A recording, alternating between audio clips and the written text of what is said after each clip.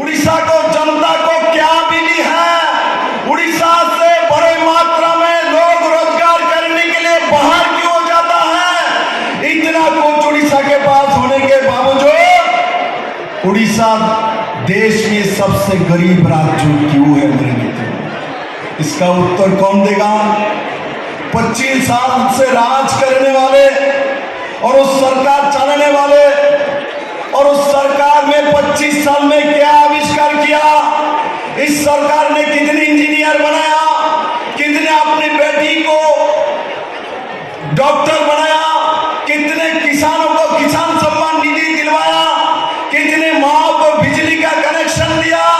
नरेंद्र भाई मोदी ने पिछले 10 साल से पूरे भारत भर में उन्होंने व्यक्तिगत तौर पे बहुत सारी स्कीम लागू किया, किंतु नवीन बाबू के बीजेपी सरकार और एक पांड्यान उड़ीसा में वो लागू नहीं करने देते मेरे मित्रों के। तो उड़ीसा के लोगों के पास पैसा आ जाएगा मेरे मित्रों, उड़ीसा के लोग अपने पैर में खड़ा हो जाएगा, उड़ीसा के लोग अपने आप इंडिपेंडेंट हो जाएगा मेरे मित्रों। मैं आपको याद कराने के लिए आया हूं मेरे मित्रों, 1947 में देश स्वाधीन हुआ, किंतु आज उड़ीसा पराधीन है, क्योंकि उड़ीसा पांड्यान के जड़ में पराधीन हो चुका है।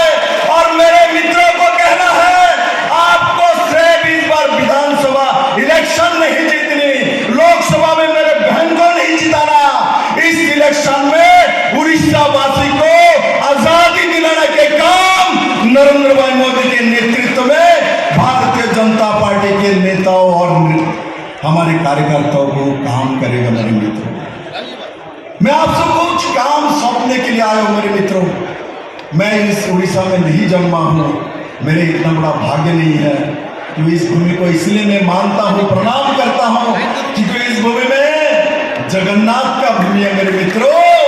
ये जगन्नाथ का भूमि है, ये दुनिया को खाना देने वाला धरती है, किंतु बीजेडी ने 25 साल में यहाँ बेरोजगारी पैदा किया मेरे मित्रों। आपका बेटा बेटी का कोई भविष्य नहीं निर्माण किया मेरे मित्रों।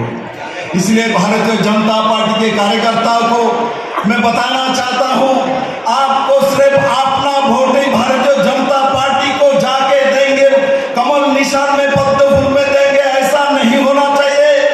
आप इस कार्यक्रम के बाद जब घर पे जाएंगे, अपने एरिया में पहुंचेंगे, हर दिन 50 फोन करेंगे अपने मोबाइल से, और उड़ीसा के किसी भी प्रांत में आपका कोई दोस्त हो, आपका कोई मित्र हो और आप किसी को जानते हो, सबको प्रतिदिन 50 फोन करना है और उनको बताना है उड़ीसा को बचाना है, उड़ीसा को समृद्धि देना है, उड़ीसा का नरेंद्र भाई मोदी के हाथ में देना है, क्योंकि मोदी ने कसम खाया है उड़ीसा को 5 साल में देश के नंबर 1 प्रदेश बनाने का सौगंध नरेंद्र भाई मोदी ने खाया है।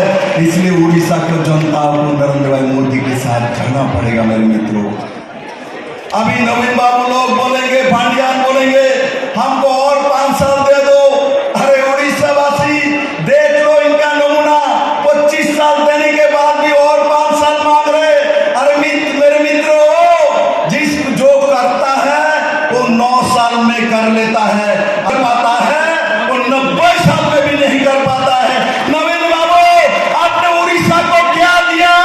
आपने 25 साल में उड़ीसा में इंजीनियर नहीं बनाया, डॉक्टर नहीं बनाया, उड़ीसा में रोजगार नहीं पैदा किया, आपने स्टार्टअप पैदा नहीं किया, आपने अच्छे किसान नहीं पैदा किया, आपने उड़ीसा को 25 साल में पांड्यान पैदा किया, पांड्यान पैदा किया। लोग कहता है नवीन बाबू ने तो शादी नहीं किया, देश के लिए सबको दे दिया। मैं कहता हूं नवीन बाबू, मैं आपको बहुत सम्मान आदर करता, आपको पिताजी को मैं प्रणाम करता हूं, स्वर्गवास हो गया, किंतु मैं आपको आज पूछना चाहता हूं, आपको उड़ीसा में एक बेटा भी नहीं मिला। मेरे सामने इतना बेटा बेटी बैठा हुआ है, आपको एक नहीं बनना। आपने जाके तमिलनाडु से उधार करके उड़ीसा को शासन करेगा, यह उड़ीसा वासी कभी नहीं मानेगा। और मेरा विश्वास मंच में जो बैठे ये लोग भी नहीं मानेंगे। मानेंगे आप? मानेंगे?